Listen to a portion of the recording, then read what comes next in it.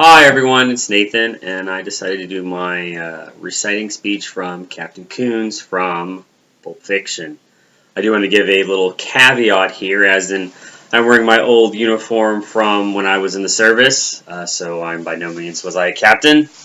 And please forgive me for being, beard, top knot, t-shirt, and anything. It's purely just for prop purposes, and I'm going to use a coin here to signify for the watch.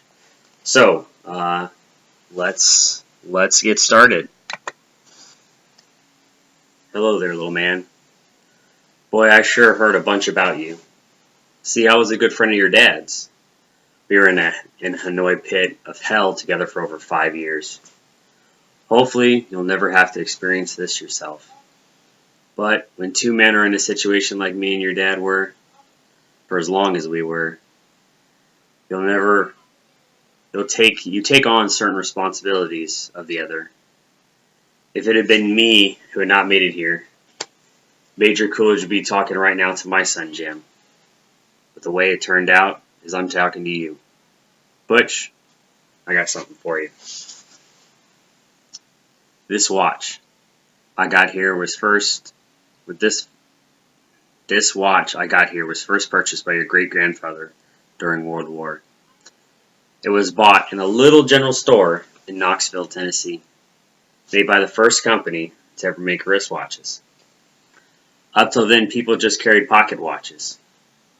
It was bought by a private, Doughboy Ernie Coolidge, on the day he set sail for Paris. It was your great-grandfather's war watch, and he wore it every day he was in the war. When he had done his duty, he went home to your great-grandmother, took the watch off, put it in a coffee can. And in that can, it stayed until your granddad, Dane Coolidge, was called upon by his country to go overseas and fight the Germans once again.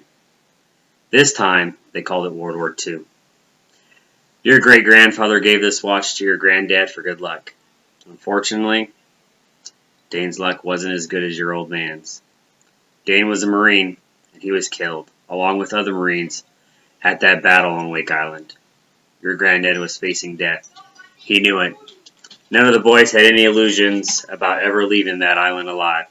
So 3 days before the Japanese took the island, your granddad asked a gunner on an Air Force transport ship named Winoke, a man he never had met before in his life, to deliver to his infant son, who he had never seen in flesh, his gold watch. 3 days later, your granddad was dead. But Kawanki kept his word. After the war was over, he paid a visit to your grandmother, delivering to your infant father his dad's gold watch. This watch. This watch was on your daddy's wrist when he was shot down over Hanoi, was captured and put in that Japanese prison camp. He knew that if the Gooks ever saw this watch, it'd be confiscated, taken away. The way your dad looked at it, that watch was your birthright. He'd be damned if any slopes were going to put their greasy yellow hands on this boy's birthright.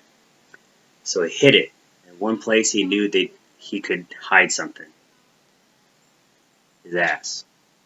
5 long years he wore this watch up his ass.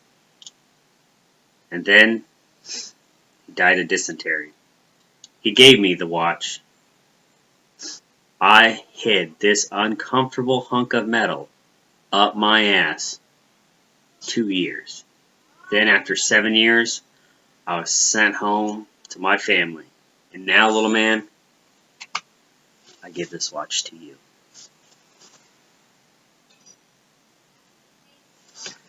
Alright guys, there's my rendition of the speech. I really enjoy Pulp Fiction, and I truly enjoy Christopher Walken. I think he always brings great personality to anything he does. So I really, really, really enjoyed this. And I practiced quite a few times and felt myself, it was really hard to stretch a speech, but it holds a lot of significance because of, my personality, my personal experiences going through multiple wars, Iraq a couple times, and I went to Afghanistan. So I hope you all have a great day, and I look forward to seeing everyone else's speeches. And Have a good one.